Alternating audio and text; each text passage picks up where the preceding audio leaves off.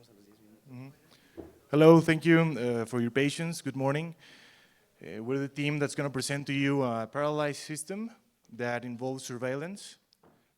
That means monitoring, continuous monitoring, and also a system that would allow early diagnosis in a much speedier time that is currently being done. We're going to start, Ericka is going to start us off with punctuating certain elements of the problem that we're pretending to attack with our solution. So without further ado, my name is Héctor, by the way, and this is Ericka Ovando.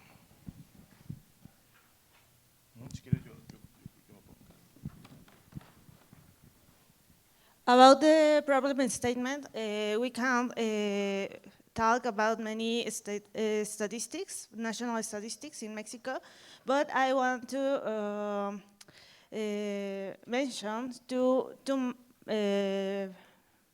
points I think is very important. The 80% diagnosis in Mexico is diagnosis in stage 3 or 4, when treatments are already limited, and the prognosis of that diagnosis is bad. And most of that diagnosis was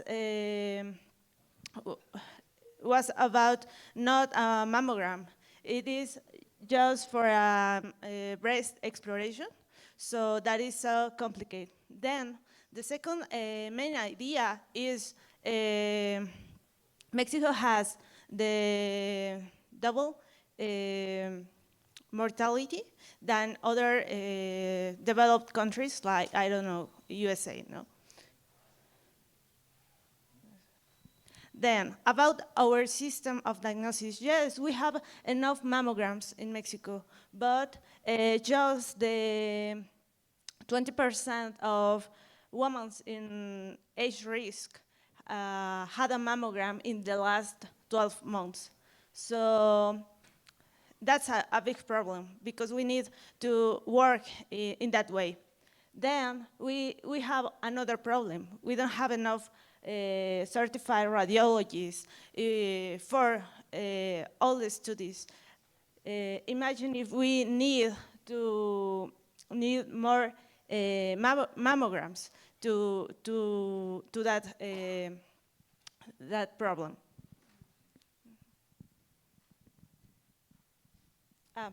We identified in that problem statement to the late diagnosis and sociocultural inequality and risk factors is the main factors to relation with the many deaths from breast cancer in Mexico. So we focus in that too. If we can change or reduce the late diagnosis, and if we can understand and work with the social and cultural inequality and identify risk factors like ambiental factors. So in that vein, we have found that it's very important, the most urgent fact of the matter is we need to attend the late diagnosis. And we need to generate, in that regard, more mammograms. And I know that there is a cultural and psychological barrier. It's not easy to perform these exams, either for men or for women. So there is a tremendous amount of work to be done there, especially to start this off. So we insist in the aspect of visualization and prediction. We need to be monitoring these three elements, contamination factors, that is environmental factors, the age groups, and the natural intrinsic risks of the people that may have this disease. And as I was saying before, we need to accelerate the time that the diagnosis is being done and is being delivered to the patient. It's not a patient until it's diagnosed with a disease, but there is an enormous lapse of time, and that is about 10 days. We spoke with a local institution, Instituto de Desarrollo, and they spoke about having a system that receives the diagnosis, receives the mammograms into a server, and then passes them on to a radiologist. Then the radiologist brings it back, and then back to the patient, and that process takes about 10 days. We intend to reduce this by half with our system. Please, the next one. Yes, we need to be able to monitor. I know many other teams may have had this problem with uniting all these different variables in order to generate a risk index that will allow us to see how the situation is evolving into time. So we find it very important to have a risk index that is available to everyone who wants to observe the situation, and especially people involved in the development of public policies. No? And this will allow us as well to verify or validate whether our strategies are functioning or not. And the AI-assisted diagnosis, well, this is no news. Machine learning models are being used all throughout the world and all throughout different subjects, and we find it very compelling. This is a very compelling cause to be using them in. So, and yeah, we're up to a point where they're very effective, and they promise to change the situation by a great margin. So can we go to the next one? And yes, this is just one piece of evidence from nature that a senior radiologist will take at least 20 minutes to revise a CT. And this can be done in 20 seconds by an AI-based CT scan, no? With an accuracy rate of more than 90%. 90% is not usually the percentage you get from an expert radiologist. No offense to radiologists, but we need to increase their accuracy and maintain it to keep an honest response to the patient. No? False positives and false negatives are a real issue. Treatments were not needed, it's also a waste in many aspects, no? In many dimensions. So yeah, I won't develop this more further than I have already had. We want to do this. We want to monitor and predict the incidence of breast cancer through an index that considers pollution. And also, I'm sorry, I haven't mentioned marginalization. That's a very important risk factor to consider. No?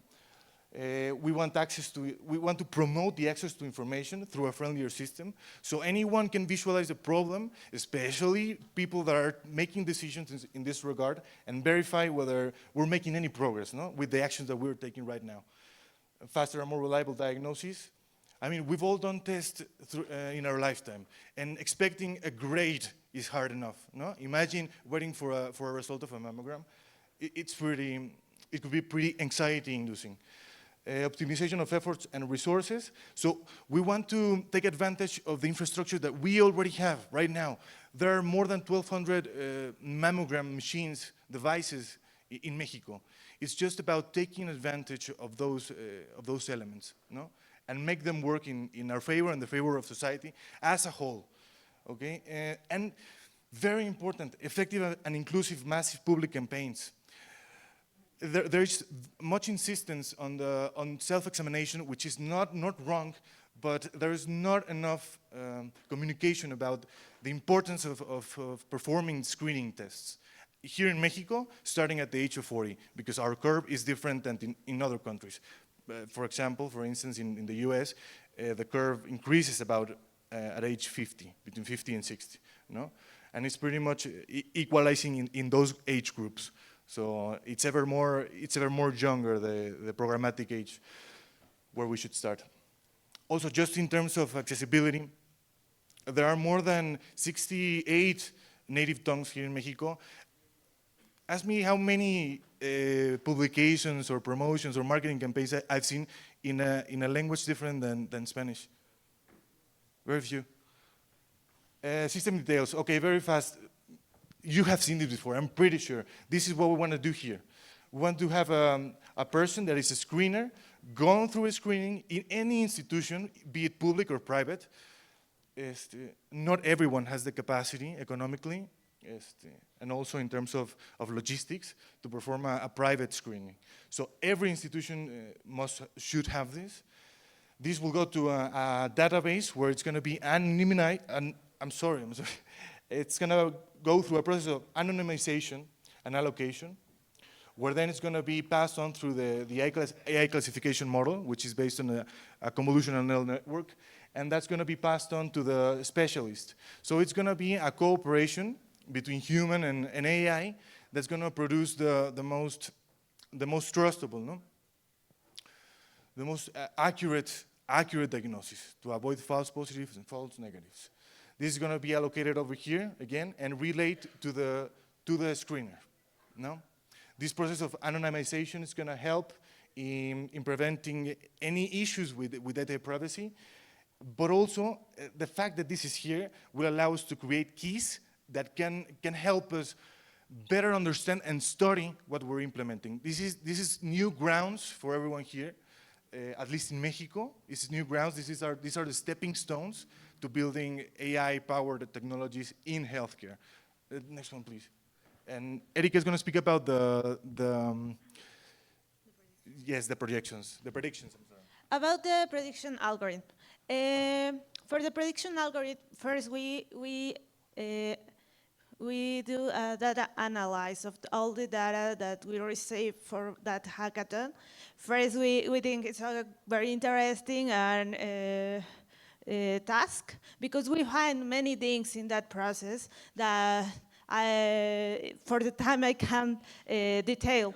But for the prediction algorithm, first we consider first the number of deaths, the relation of the deaths to the population at risk of each municipality, and then, of course, the risk factors we identify: the marginality, the water pollution, the soil, the air pollution, the total pollution, consider the EARC index, and the number of medical units or number of mammograms, and all of them we propose make a pre-processing and normalization for the data, and then we do a co-correlation with experiment to identify what factors have a relation or a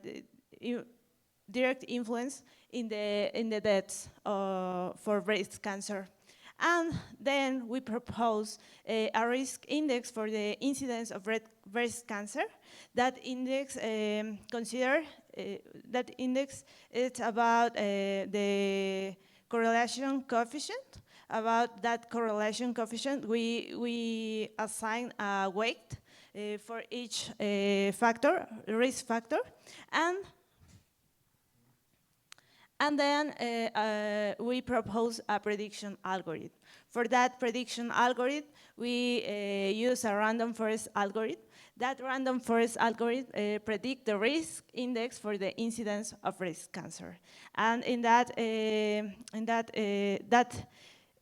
index work about not what is the probability I have a cancer in San Luis Potosí.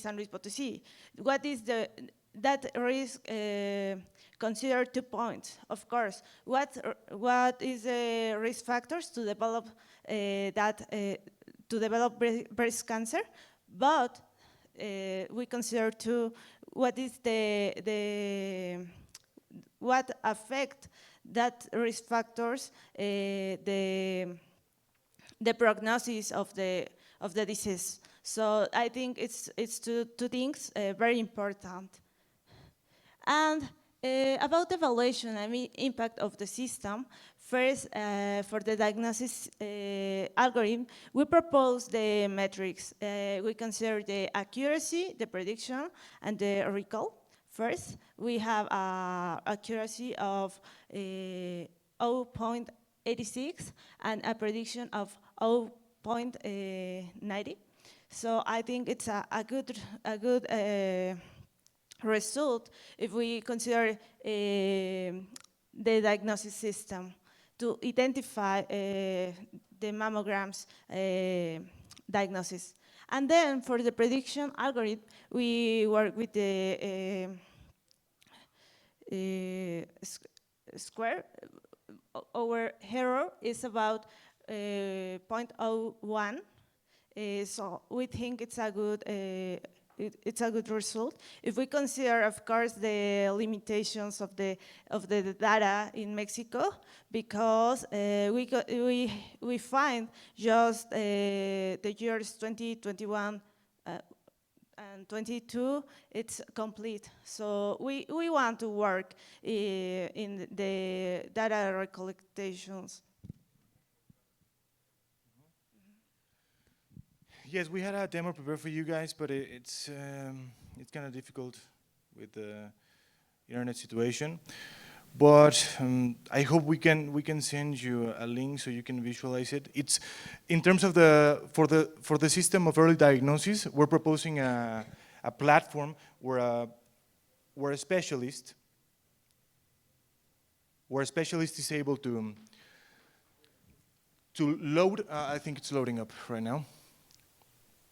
So, for example, this demo includes both parts, monitoring and prediction, and also the diagnostics part. So this is obviously a very archaic version of what we want, but we would like for everyone to go inside a browser and review the development of the key metrics that we have identified, especially the breast cancer index that we have formulated, including all these risk factors. No? And this is for SLP at start, but we would like to promote this so to expand it nationwide, and have a clear image of what is going on statistically, and do not underrepresent any part of the population. So, for example, we can select here a state. We have very limited amount, actually only one, and then we can see how it's evolving. This is pretty archaic, but this is how we want it to work. And then for the part of the diagnostics, can we go to ir a diagnóstico de mamografía? Obviously it's in Spanish to see how it works in the context of México. Si le podemos hacer clic al... sí. Yeah.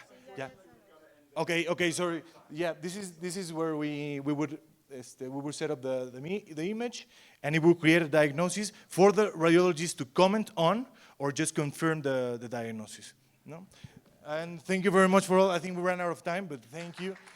We can talk about this later on if you want. Thank you, Francisco. Thank you so much. Thank you.